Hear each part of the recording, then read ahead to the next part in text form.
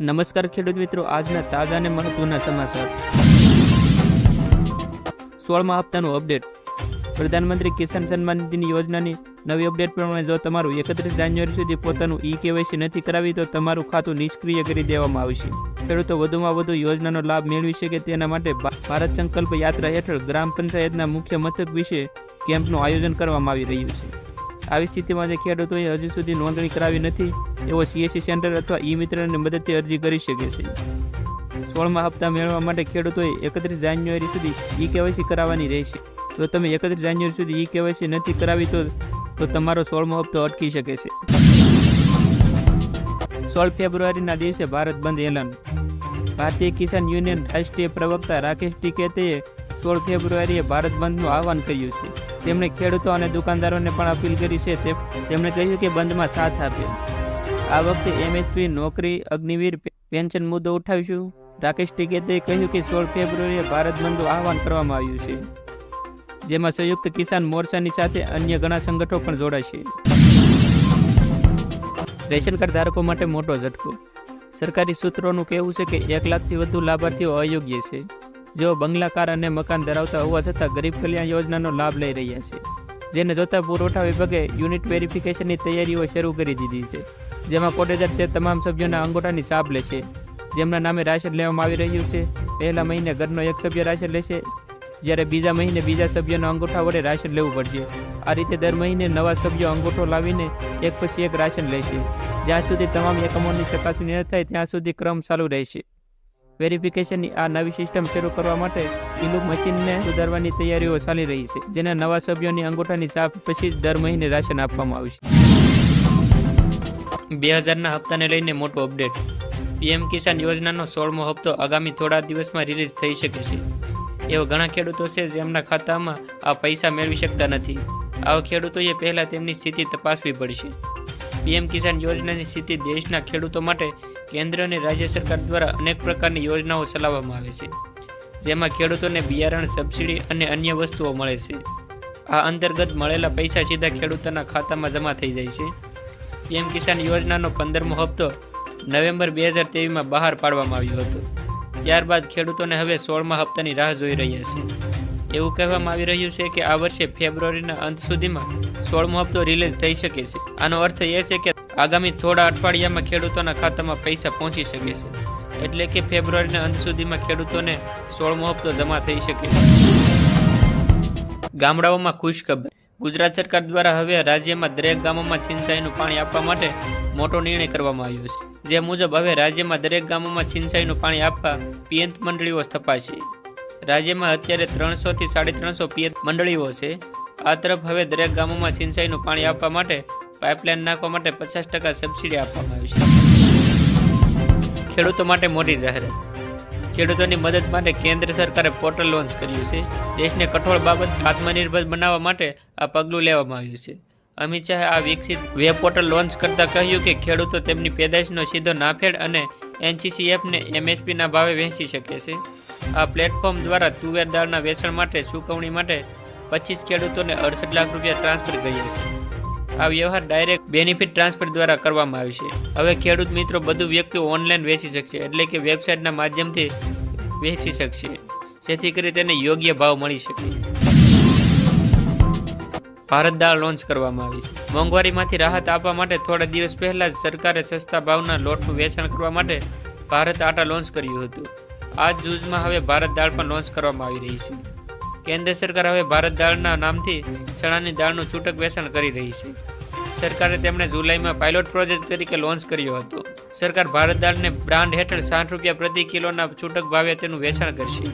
થોડા જ દિવસમાં સમગ્ર દેશમાં આ દાળનો ઉપયોગ થશે. જનમન યોજનાનો પ્રથમ હપ્તો જાહેર. પ્રધાનમંત્રી નરેન્દ્ર મોદી દ્વારા નવી યોજના શરૂ કરવામાં આવી છે. તે યોજનાનું નામ છે પ્રધાનમંત્રી જનમન યોજના. આ યોજના હેઠળ વડાપ્રધાન નરેન્દ્ર મોદીએ આજે PM જનમન યોજનાના હેઠળ PM આવાસ યોજના હેઠળ ગ્રામીણ 1 લાખ લાભાર્થીઓનો પ્રથમ હપ્તો જાહેર કર્યો છે. આ યોજનાનો લાભ 18 રાજ્યો અને કેન્દ્રશાસિત પ્રદેશોમાં રહેતા 75 આદિવાસી સમુદાય અને આદિમ જાતિઓને મળશે. ગરીબોને આવાસ, પીવાનું પાણી વગેરે જેવી સુવિધા મળશે. આમ આદિવાસી વિસ્તારોમાં આ યોજના શરૂ કરવામાં આવી છે. જેથી કરીને તે લોકોને રહેવા માટે અને પીવા માટેના પાણીની સુવિધા પૂરી પાડવા માટે આ યોજના શરૂ કરવામાં આવી છે. ખેડૂતો માટે ખુશખબર, મોસમ એપ લોન્ચ કરવામાં આવી છે. આ એપ દ્વારા ખેડૂતોને હવામાનના તમામ સમાચાર પોતાના મોબાઈલ દ્વારા મળી રહેશે. હવામાન વિભાગ દ્વારા ગ્રામીણ ક્ષેત્રના લોકો માટે એક એપ લોન્ચ કરી છે, જેનું નામ હરઘર મોસમ એપ છે. હરઘર મોસમ નામની નવી એપ લોન્ચ કરવામાં આવી છે. IMDની 150મી વર્ષગાંઠ નિમિત્તે ઉપરાષ્ટ્રપતિ જગદીશ ધનખડ દ્વારા બહાર પાડવામાં આવ્યું છે. અધિકારીઓએ જણાવ્યું છે કે એપની સેવાઓ ટૂંક સમયમાં ઉપલબ્ધ થશે.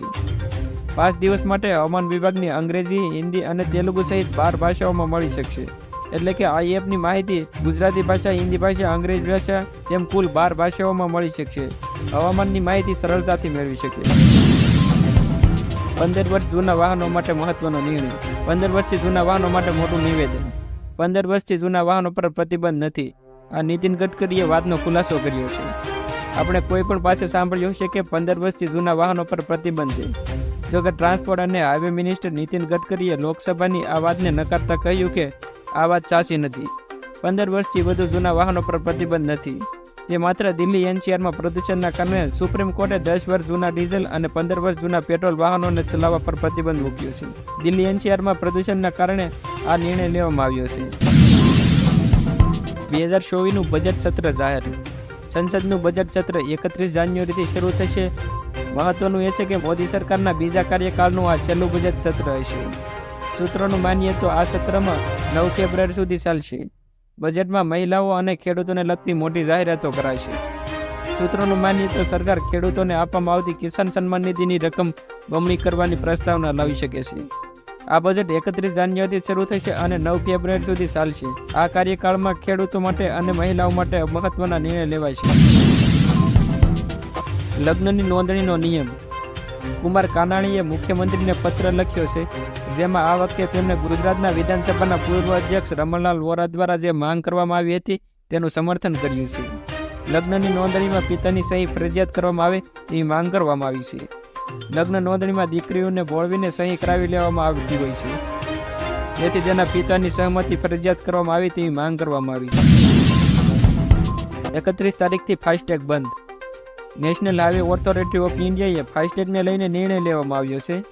31 જાન્યુઆરી પહેલાં જેમણે ફાસ્ટેગની KYC નહીં કરાવી હોય તેમને બ્લેકલિસ્ટ કરવામાં આવશે અથવા તો તેને ડીએક્ટિવ કરી દેવામાં આવશે. એક ગાડી ઉપર એકથી વધારે ફાસ્ટેગ રાખનારના એકાઉન્ટને પણ બ્લેકલિસ્ટ કરી દેવામાં આવશે. બ્લેકલિસ્ટ કરી દેવામાં આવશે અથવા બંધ કરી દેવામાં આવશે. 31 જાન્યુઆરી સુધી ફાસ્ટેગની KYC ફરજિયાત છે. ફાસ્ટેગની જો નિષ્ક્રિય થશે તો તમારે ડબલ પૈસા ચૂકવવી પડશે. એટલે આ ફાસ્ટેગની KYC કરાવવાની છેલ્લી તારીખ 31 જાન્યુઆરી છે. 31 જાન્યુઆરી પહેલાં તમારે ફાસ્ટેગની KYC કરાવવી ફરજિયાત છે. જો આમ નહીં કરવામાં આવે તો તમારું ફાસ્ટેગ પણ બંધ કરી દેવામાં આવશે. તેથી તમારે ટોલ ટેક્સ ડબલ આપવો પડશે. SD બસમાં મફત મુસાફરી. SD બસમાં મફત મુસાફરીના લાભો મેળવવાની પાત્રતા. ગુજરાત રાજ્ય માર્ગ વાહન વ્યવહાર નિગમના તમામ પ્રકારની બસોમાં રાજ્યની અંદર તેમજ રાજ્યની બહાર મુસાફરીના કિસ્સામાં મફત મુસાફરીના લાભો મળી શકે છે. 40% કે તેથી વધુ દિવ્યાંગ વ્યક્તિઓને આ યોજનાનો લાભ મળવા પાત્ર છે. આ લાભ લેવા માટે સમાજ કલ્યાણ ગુજરાત government.in પોર્ટલ ઉપર જઈને ઓનલાઈન અરજી કરવાની રહેશે. આ મફત મુસાફરી માત્ર 40% કે તેથી વધુ દિવ્યાંગ વ્યક્તિઓને જ મળવા પાત્ર છે. ખેડૂતો માટે આનંદ. રાજ્યપાલ આચાર્ય દેવવ્રતે એક માહિતી આપી હતી. ગુજરાતના દરેક તાલુકામાં હવે અઠવાડિયામાં 2 દિવસ પ્રાકૃતિક કૃષિ બજાર ભરાશે. જિલ્લા મથકો અને તાલુકા મથકોએ અઠવાડિયામાં 2 દિવસ રવિવાર અને ગુરુવારે પ્રાકૃતિક કૃષિ ઉત્પાદનોનું બજાર ભરાશે. રાજ્યમાં વધુને વધુ ખેડૂતો પ્રાકૃતિક ખેતી પદ્ધતિ અપનાવી રહ્યા છે.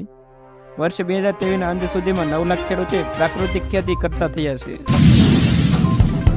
રેશન કાર્ડની નવી સુવિધા. રેશન કાર્ડને લગતી સેવા વધુ સરળ ડિજિટલ ઇન્ડિયાને પ્રોત્સાહન આપવા માટે કેન્દ્ર સરકારે નવો નિર્ણય જાહેર કર્યો છે.